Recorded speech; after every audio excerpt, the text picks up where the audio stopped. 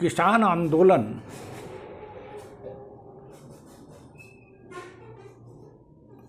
में प्रगति, बाधा, किसान संगठन तथा सरकार। किसान आंदोलन लगातार जारी है।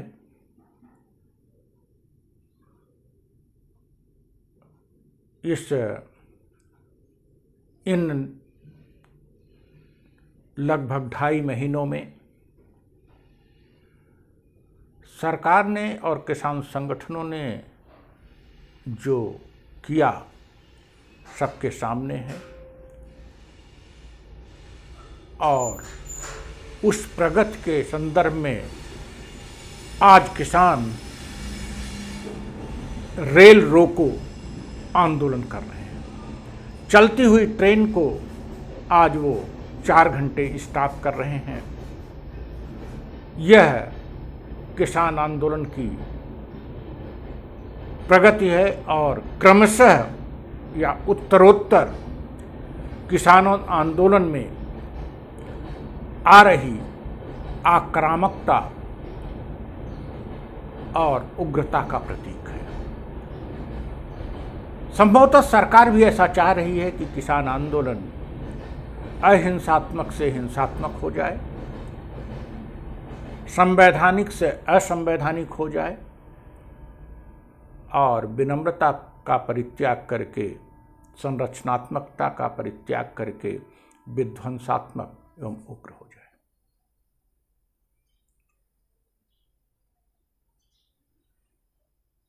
यही बात सरकार की सोच,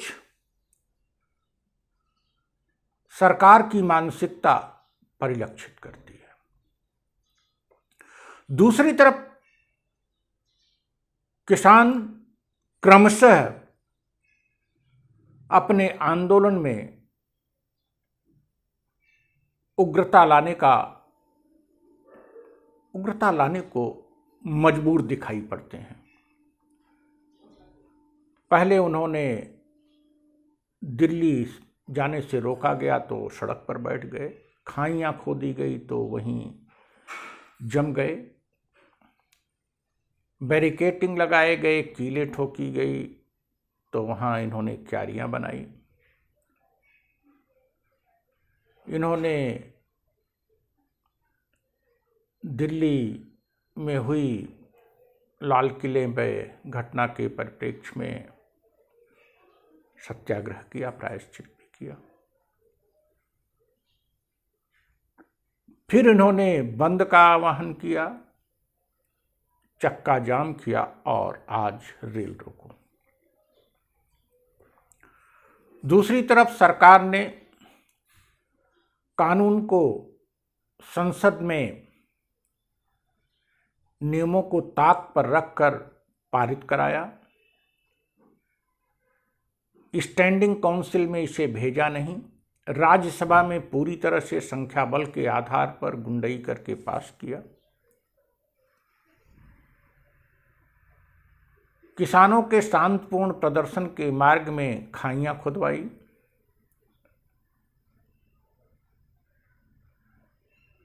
लंबे समय तक वार्ता का क्रम चलाया किसानों को थकाने के लिए। अंत में 11वीं वार्ता के बाद कहा कि वार्ता समाप्त की जाती है, दरवाजा खुला है, अर्थात हमारी शर्त को मान लीजिए। दिल्ली में हुई घटना के लिए किसानों पर मुकदमे चलाए, गिरफ्तारियां की।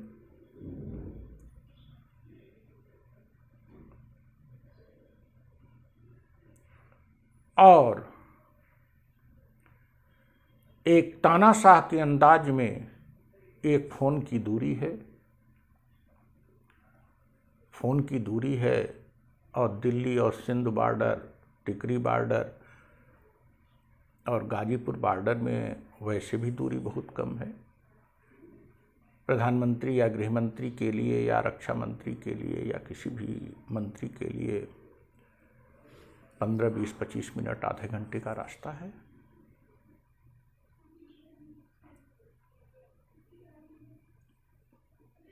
आप क्या चाहते हो कि पूरा देश आपके सामने याचक हो जाए? समस्या है, लंबे समय तक किसान सपरिवार जूझ रहे हैं, उनको अपनी आजीविका भी चलानी है। आप उनको थका रहे हो, आप उनको मार रहे हो। 200 से ज़्यादा किसान मर भी चुके हैं और अब आप पैरेलल संगठन बनाने की कोशिश कर रहे हो। यह सारी बातें हैं, किसान ने क्या किया और सरकार ने क्या किया। सरकार की मंशा क्या है?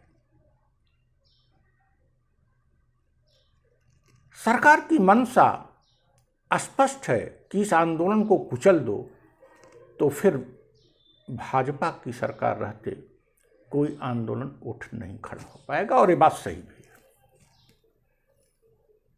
इस आंदोलन को कुचलने के बाद यह सरकार स्वेच्छाचारी बनकर, निरंकुश होकर कुछ भी करेगी और कोई भी रोकने टोकने वाला नहीं होगा। लेकिन इस आंदोलन को पूर्णतया सफल मान लिया जाए तो कोई बहुत दिक्कत नहीं दिखाई पड़ती, एक्सेप्ट दिस कि जिद के आगे सरकार को घुटने टेकने पड़े। तो जिद के आगे सरकार घुटने टेक, ऐसा तो है नहीं किसान जो कहेंगे वही कानून फिर संसद में बन जाएगा। यह तो है नहीं कि एमएसपी की मांग, कानूनी दर्जा देने की मांग किसानों की नई है। भाजपा 2011 में ये मांग कर चुकी है। अर्थात मांग में कहीं भी राष्ट्रीय एकता, राष्ट्रीय देश की अखंडता और जन कल्याण को खतरा तो है नहीं। और अगर देश का नागरिक किसी जिद पर अड़ा है तो जनता द्वारा, नागरिक द्वारा ही चुनी गई सरकार एक कदम पीछे क्यों नहीं हट जाती? और अगर सरकार को इतना भरोसा है कि वह कानून अच्छा है और समझा लेगी, तो संसद में समझावे, मीडिया में समझावे। कृषि मंत्री 11 बार मंत्री बैठक करके क्यों नहीं समझा पाए? 3 मंत्री थे आपके, क्यों नहीं समझा पाए? आप 40 नेताओं को नहीं समझा पाए? तो कुल मिला के चक्का जाम, रेल रोको, गांधी जी ने पंजाब बंद का आह्वान जब किया था 1918-19 में, और जब वहाँ 19 में जलियांवाला बाग कांड हो गया तो उन्होंने उस काल को अपनी भूल बताया था, क्योंकि उनका सत्याग्रह का अपना क्रम है कि कैसे अपनी बात मनवानी चाहिए सरकार से, और संभवतः किसान उस क्रम में ही चल रहे हैं। और गांधी जी भी कहां तक गए? असहयोग से सविनय अवज्ञा कानून का उल्लंघन भी किया और फिर भारत छोड़ो तक गए। क्या नरेंद्र मोदी सरकार यही चाह रही है कि देश के किसान और देश के नागरिक आपके कानूनों का उल्लंघन करें, आपका असहयोग करें और गद्दी छोड़ने का आह्वान करें? संभवतः उसी दिशा में, गांधी जी की ही दिशा में किसान आंदोलन बढ़ रहा है। और शीघ्र ही अगर सरकार अपने अंतःकरण को पवित्र करके निर्णय नहीं लेती और अपने अपवित्र अंतःकरण से इसी रास्ते पर चलती रहती है, तो शीघ्र ही आह्वान होगा 2024 बहुत दूर है, आप गद्दी छोड़ो। और गद्दी छोड़ो का आंदोलन एक बहुमत वाली सरकार के खिलाफ होगा, एक लोकतांत्रिक सरकार के खिलाफ होगा जो चुनी तो गई है लोकतांत्रिक तरीके से, लेकिन उसका रवैया तानाशाह का है। और यह भ्रम दूर हो जाएगा कि लोकतंत्र से चुनी गई सरकार को 5 साल पूरा ही करना चाहिए। पूरा नहीं कर पाओगे आप, और आप आने वाले महीनों में आपके साथ असहयोग होगा। आने वाले महीनों में आपके कानूनों का उल्लंघन होगा, और आने वाले महीनों में आपसे कहा जाएगा leave the throne, leave the prime ministership, resign the government and order fresh election. Thank you.